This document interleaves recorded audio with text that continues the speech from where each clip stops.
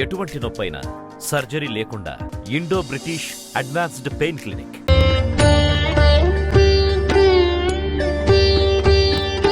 ఎన్నో కార్టూన్స్ ద్వారా, ఎన్నో చిత్రాల ద్వారా పిల్లలకి ఇన్స్పిరేషన్ స్టోరీస్ కానీ, అలాగే మన సాహిత్యం గురించి కానీ, ఇతిహాసాల గురించి కానీ వివరించారు. ఆయనే డాక్టర్ కళాశ్రీ పిజి గురుస్వామి గారు.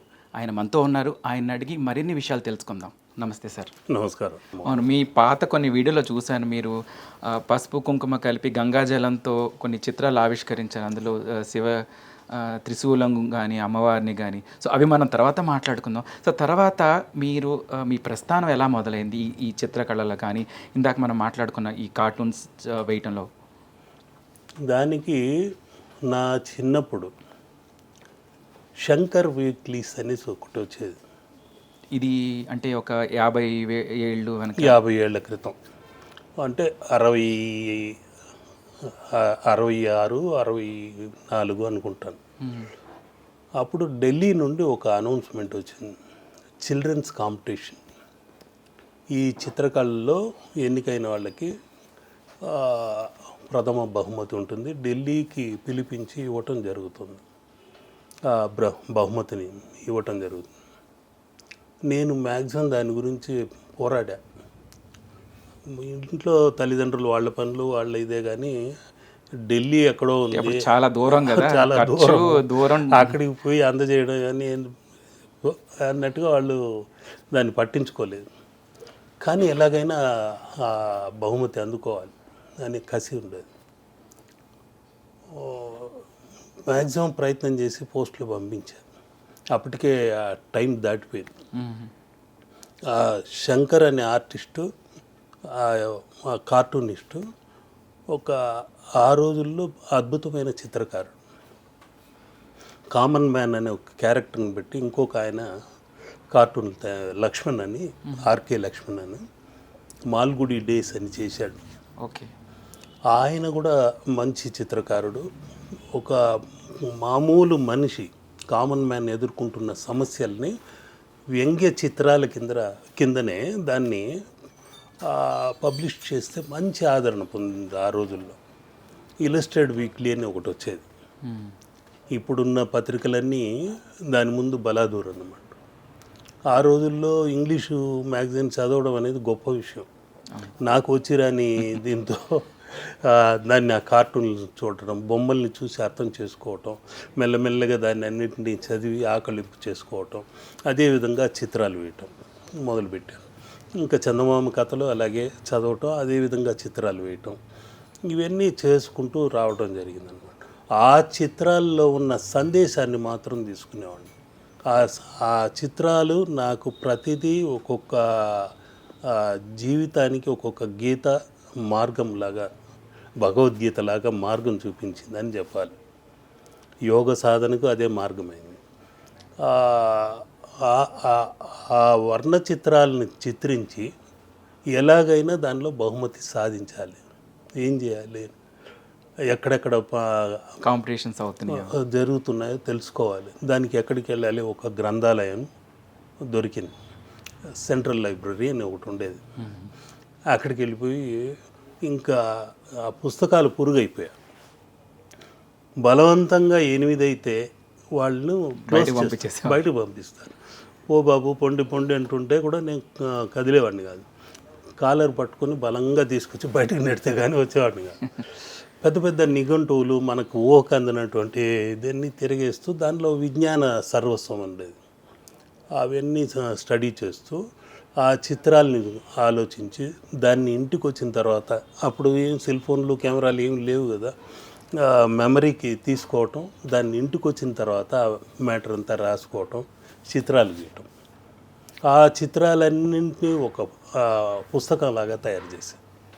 హరివిల్లు అనే దానిలో నేనే లిఖిత పత్రిక అని తీసుకొచ్చి, ఆ పత్రికలో అనేక రకములైన సందేశాలని, విజ్ఞాన సర్వస్వం ఏమేమి ఉందో క్లుప్తంగా దాన్ని ఒక 10 పేజీల సారాంశము ఒక 10 లైన్లలో కుదించి దాన్ని చెప్పేవాడు. ఒక షార్ట్ ఫామ్లో ఒక మెసేజ్ ఇచ్చేవాళ్ళు. ఒక లైబ్రరీ ఇక్కడ ఉన్నదే కాకుండా సైకిల్ మీద వెళ్ళిపోయి చుట్టుపక్కల ఎక్కడెక్కడ గ్రంథాలయాలు ఉన్నాయో అక్కడికి అంతా పెట్టేవాడు. అవన్నీ వాళ్ళు చదివి నిజంగానే అభిమానులుగా మారిపోయి పోస్ట్ కార్డులో పొగుడుతూ విమర్శిస్తూ రాసేవాడు. అప్పుడు ఇన్ని పోస్ట్ కార్డ్స్ నాకు పోస్ట్లో ఆ రోజుల్లో ఒక లెటర్ వస్తే ఇల్లంతా హడావిడి ఉండేది. బంధువులు రాసినా, ఇంకెవరు రాసినా, మిత్రులు రాసినా. కానీ ఈ చిన్న వయసులో వీడికేంటి ఇన్ని పోస్ట్ కార్డ్స్ వస్తున్నాయని మా ఫాదర్ కూడా ఆశ్చర్యపోయారు. అది ఒక ప్రోత్సాహం అయింది చిత్రాలు చిత్రించడానికి, సాహిత్యంలో ముందుకు వెళ్ళడానికి. ప్రతి అక్షరము ఒక బీజాక్షరంలాగా అయిందన్నాను కదా. అప్పుడు మీ ఏజ్ ఎంత ఉండొచ్చు? 6th, 7th చదువుతుంది. 6th క్లాస్ అప్పుడే మీరు ఇవన్నీ రాయటం మొదలుపెట్టారు? ఇవన్నీ చేయాలి. ఓ, కొంచెం ఆ తపన ఎక్కువ ఉండేది. పుస్తకాల పురుగు అని నా పేరే అదే, పురుగనే పెట్టారు. దీంతో ఆ పుస్తకాలన్నింటినీ కొన్నింటిని తమిళ్, తెలుగు, మాది తమిళనాడుకు బోర్డర్ ఉండేది, బార్డర్ కాబట్టి తమిళ్ కూడా వచ్చేది. తమిళ్ మెల్లమెల్లగా నేర్చుకొని ఆ తమిళ్లో ఉన్న సారాంశం కూడా చదివి అప్పుడు ఆనంద విగడన్, కల్కి, కుముదం ఇటువంటి మ్యాగజైన్స్ కూడా వచ్చేవి. వాటిలో నుండి కొన్ని సేకరించి కాపీ కొట్టి ట్రాన్స్లేట్ చేసి అవి కూడా రాసేవాడు. ఇవి మొత్తం చిత్తూరు జిల్లా మొత్తం ఈ లిఖిత పత్రిక అన్నది సంచలనమైంది అనమాట. ఓకే, అప్పుడు అవన్నీ మీరు హ్యాండ్ రిటర్న్ బుక్సే? అవును. ఇవన్నీ చూసిన తర్వాత చాలామంది నువ్వు చెన్నైకి వెళ్ళిపోవచ్చు హ్యాపీగా, అక్కడ ఏదైనా ఒక మ్యాగజైన్లో చేరిపోవచ్చు, చిత్రాలు కూడా చాలా షార్ప్గా, లైన్ డ్రాయింగ్ బాగుంది అంటే చూద్దాం చేద్దాం అనుకుంటూ ఆగిపోయాను. మళ్ళీ ఈ ఒక వెండి పతకం బహుమతిగా వచ్చింది నాకు. చిన్న చిత్రానికే, పెద్దగా లేదు, ఎదురు చూసి కూడా ఇవ్వలేదు. అనుకోకుండా రజిత పథకం ఈ అబ్బాయి గెలుచుకున్నాడు అని మా హెడ్ మాస్టరు గ్రాండ్గా పిలిచి, కరెక్ట్గా ఫస్ట్ మొట్టమొదటిసారి మానవుడు చందమామ పైన అడుగుపెట్టాడు. ఆ రోజు చాలా విజయవంతంగా అంతా మీటింగ్, పెద్ద ఎత్తున ప్రేయర్ అయిన వెంటనే మీటింగ్ ఉండేది.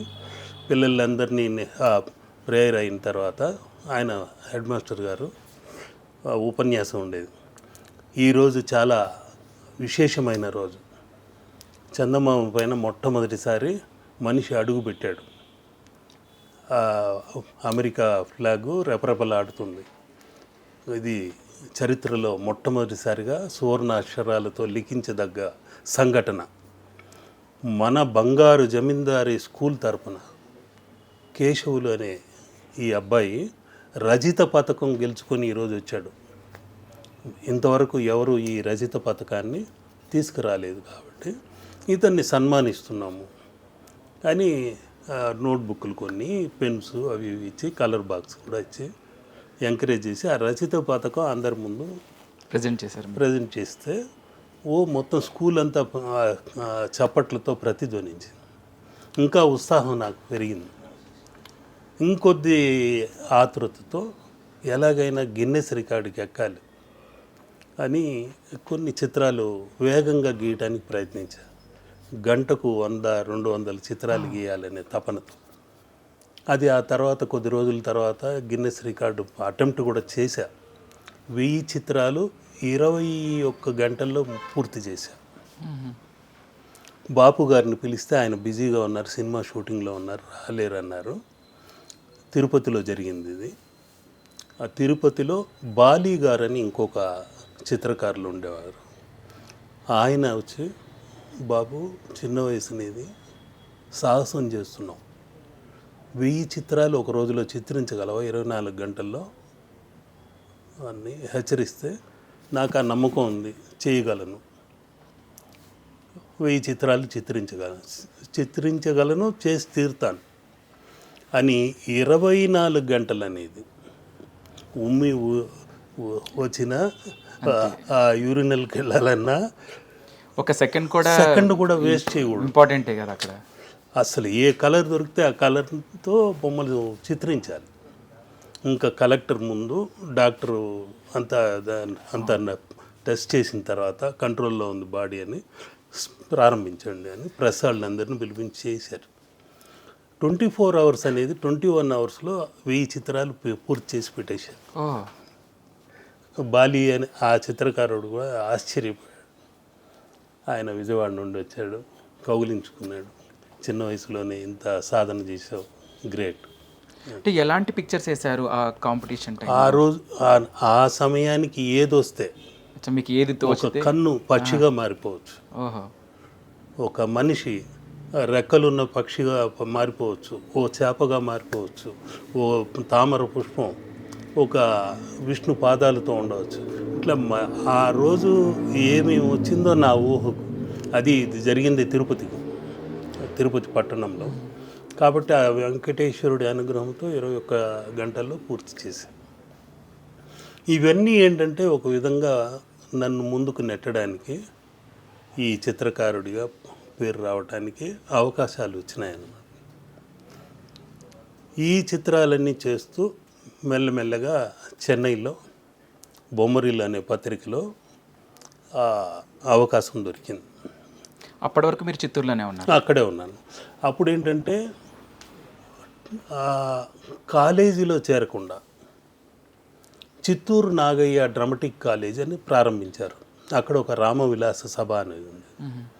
ఆ కాలేజీలో కంటే ఇక్కడ చేరితే సాహిత్యంలో ఎంకరేజ్ చేస్తారని అందులో దర్శకత్వము, సాహిత్యము, స్క్రిప్ట్ రైటింగ్ ఇలాంటివన్నీ. చిత్తూరు నాగయ్య ఆ రోజుల్లో పెద్ద నటుడు. అటువంటి ఆయన సంస్థలో చేరితే మనకు సాహిత్యంలో ఎంకరేజ్మెంట్ బాగుంటుంది అని అక్కడ అయ్యంగార్స్ అందరూ కలిసి ఆ కాలేజీ ప్రారంభించారు. స్క్రిప్ట్ రైటింగ్లో ఎంటర్ అయ్యాం. దాని ద్వారా మనకు మంచి భవిష్యత్తు ఉంటుందని అక్కడ ఆ స్క్రిప్ట్ రైటింగు, నటన, దర్శకత్వం, మేకప్ అన్ని రంగాల్లో ఆర్ట్ డైరెక్షన్ నుండి మూవీకి కావాల్సిన కళలన్నీ ఇది చేసేవాళ్ళు. ఇప్పటికే ఆ సర్టిఫికేట్స్ వచ్చి చూసుకోవటం తప్ప దాన్ని ఉద్యోగం సంపాదన అంటే ఏం కాదు. ఇవన్నీ సేకరించి ఒక ఈ రజిత పథకాలు అవి ఏమి ఉన్నాయో అన్నీ సేకరించి ఒక ఫైల్ చేసి ఉన్నట్టుండి అనుకోకుండా మా చెన్నైకి వెళ్ళడం జరిగింది. బాపినేడు గారు, విజయ బాపినేడు గారు అని బొమ్మరిల్లు రన్ చేస్తున్నారు. విజయ, నీలిమ అనే మాసపత్రిక. అక్కడికి వెళ్ళి ఈ లిఖిత పత్రికలు ఏమున్నాయో ఆయనకు చూపించారు. ఆయన పైనుండి కింది వరకు చూసి, నువ్వేమైనా పిచ్చాడువా ఏంటన్నాను. అసలు ముద్రించే ఈ రోజుల్లో తాళపత్రాలు లిఖించినట్టు ఇంత అందంగా అక్షరాలు రాసి దానికి అందంగా చిత్రాలు గీసి ఇంత ఓపికతో ఏ విధంగా చేసావు? నిన్ను వదలని, ఇక్కడ నువ్వు చిత్తూరు వెళ్ళటానికి లేదు, అనుకోకుండా వచ్చి కలిసావు, నువ్వు ఇక్కడే నిన్ను లాక్ చేస్తున్నావు, పంపించు. ఆ రోజుల్లో 1000 రూపాయలంటే కలెక్టర్కి మాత్రమే వచ్చేది. గొప్ప విషయం 1000 రూపాయలని. ఎలా సరే ఓకే అనేసి. సో 1000 రూపాయలు మీ శాలరీ అప్పుడు